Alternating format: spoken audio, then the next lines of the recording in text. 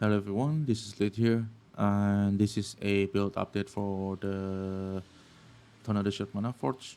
The POB will be linked in the descriptions. So let's get with the obvious one first. Why Scion versus Deadeye? The con of being Scion is your Deadeye Ascendancy is just weaker than the pure Deadeye. You only get one projectile, that's means you minus one projectile. You don't have Gale Force, you don't have Ricochet, and your effect of Mark will be uh, less than focal mark on the dead eye. But in exchange for that, we got a regenerations from this. You get one rage on hit, no more than 0.3 seconds. With the glove implicit, you generate like 4 rage per second every time you attack, basically. So it actually don't take that long for your rage to fill up. The rage actually regen pretty good as long as you're attacking. And we also get 15% more damage. And you also have attack damage leech as life and mana if you kill recently. And when you have 25 charge, you cannot be stunned. The 5% increase damage taken for me, I don't think is that bad. We are efficient base, and tornado shot build is always squishy anyway. So most of the time you don't want to get hit. So I don't think the 5 increase damage taken is that bad. At least so far, I don't feel like it is that bad. And the other one, we can also this is also another benefit of being Scion. You can pick some other ascendancy. One of them is Richter. This is the first thing that I use and the first thing that I recommend because it's just very good for all rounder. It's gonna give you 2 more damage over every type of mastery that you take, and it's going to give you Leech as energy shield, and it's also going to give you nearby enemy monster action speed as most 92% of base value, and this actually quite noticeable.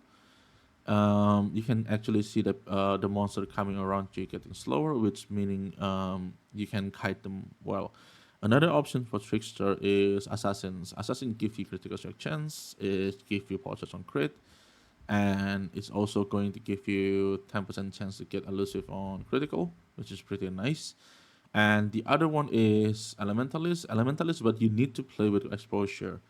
I think this is something you're going to consider once you have like a fierce conversion to codes, because at that time I think you're actually going to use exposure.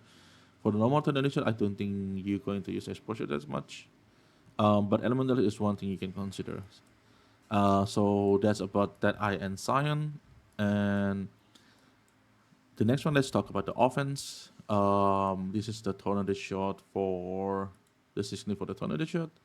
And the second section will be the Manaforged setup. There's a 2 option for this. The first one is Scorched Arrow of Menace. This is better for clear. This have a very good clear. But for single target damage, I don't think it's that good. So another alternative for that one is this one, a lightning arrow and burning arrow with return projectile. This one is very all-rounder. On clear is okay. It's not as good as Menace, but I think it still do the job. And for single target, this actually hit quite good. So that you have 2 options of this. My suggestion is play around, try both of this, and see which one do you like. Because I think at the end of the day, this is mostly about preference. And for offensive player, we are critical base build, so you want your critical base at least like 80, 70, 80% if possible. The rest of it will be carried by Headhunter. But you want to be quite high on the critical strike chance. So I have 2 POP here. One is after Headhunter, and this one is before Headhunter. The difference is basically after Headhunter, this is what you're going to looking for, like Trade of Hope, open another cluster. Um, Basically, you just move everything here that you use as an Inspire Learning. Now you have Headhunter, you have a free point that you can allocate for another cluster.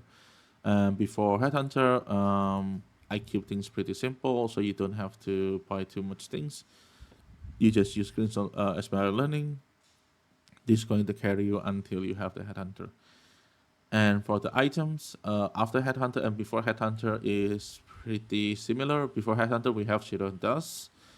And after Headhunter, I choose to remove it and used a rare glove instead. That's because number one, there is a temple mod with it, increased damage hit with chill enemy.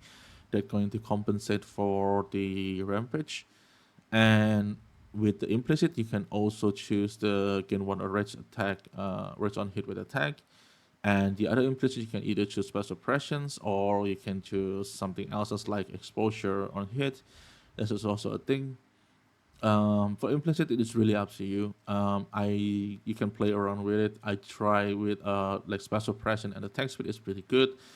Because with Scion we already have a regeneration, so regeneration on the glove is kind of optional. It helps with the regeneration a little bit, but I don't think it's that mandatory.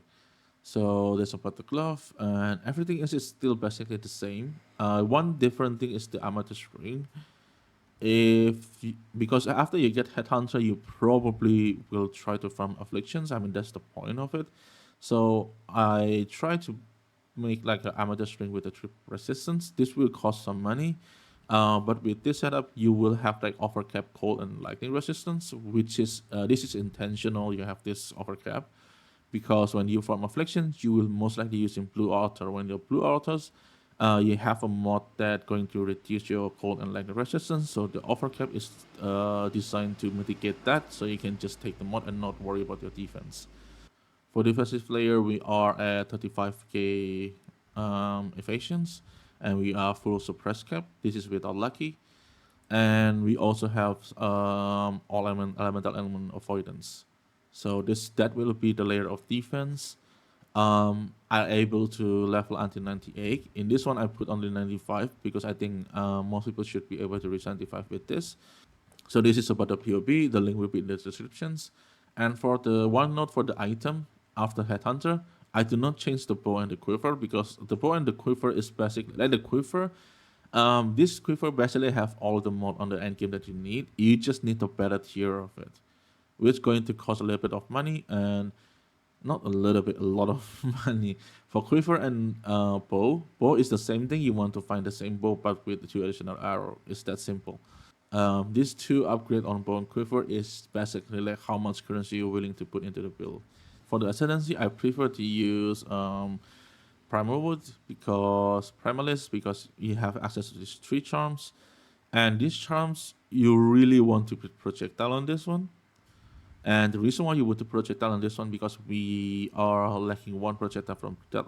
You want to have at least one here, and you really want to because this build tornado shots you want to have like 8 to 9 projectile, 8 to 10 projectile, and projectile will increase your single target damage. So for charms, I recommend try to get the projectile charm. If not, you can try get something like this with the power charge on critical strike. So for charm, don't copy 1-1.